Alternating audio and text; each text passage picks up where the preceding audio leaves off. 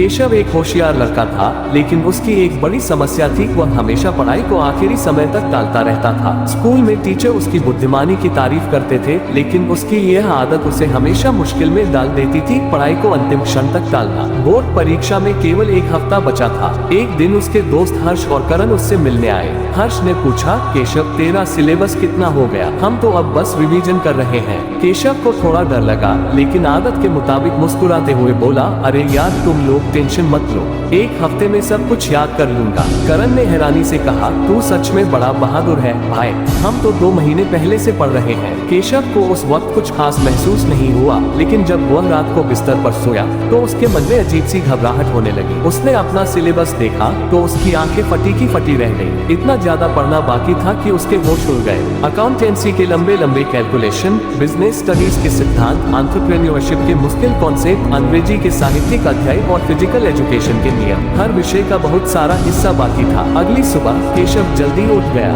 उसने तय किया कि अब बिना किसी ध्यान भटकाए सिर्फ पढ़ाई करनी है। लेकिन एक समस्या थी, इतना सारा सिलेबस एक हफ्ते में कैसे पूरा होगा?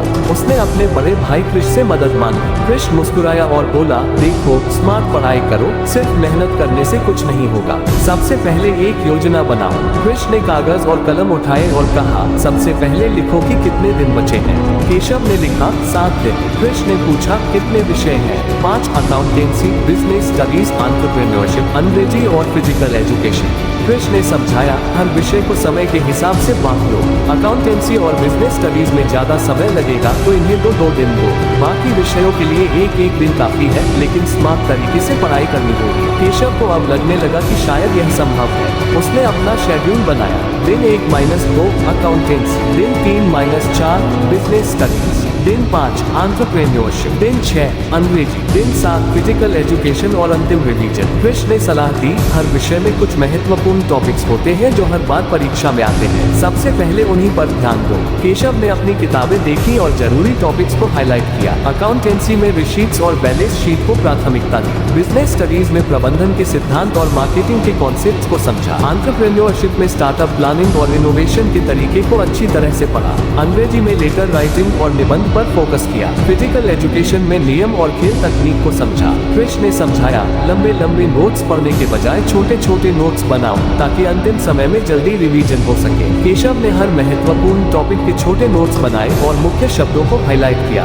अकाउंटेंसी के फॉर्मूलों को फ्लैश कार्ड पर लिखा और कमरे में चिपका दिया। बिजनेस स्टडीज के सिद्धांतों को छोटी कहानियों से जोड़ा ताकि उन्हें आसानी से याद रख सके। एंटरप्रेन्योरशिप के कठिन शब्दों को सरल भाषा में समझा और शॉर्ट नोट्स में लिखा। कृष ने कहा, पढ़ाई करने के साथ साथ अभ्यास भी जरूरी है। पुराने प्रश्न पत्रों को हल करो और खुद को परखो। केशव ने पिछले साल के प्रश्न पत्र निकाले और हर विषय का मॉक टेस्ट दिया। अकाउंटेंसी में पहले प्रश्न पत्र में वह समय पर खत्म नहीं कर पाया, तब उसने समय प्रबंधन पर ध्यान दिया। बिजनेस स्टडीज में लंबे उत्तरों को संक्षिप्त रूप में लिखने का अभ्यास किया। एंटरप्रेन्योरशिप में उदाहरणों को जोड़कर उत्तरों को रोचक बनाया। इतनी पढ़ाई के बाद केशव का मन उठ गया। तब कृष ने सलाह दी, हर 45 मिनट पढ़ाई के बाद 15 मिनट का ब्रेक लो, दिमाग को भी आराम चाहिए। केशव ने ये तरीका अपनाया। वह ब्रेक में हल्का म्यूजिक सुनता, छत पर टहलता या फिर स्ट्रेचिंग करता।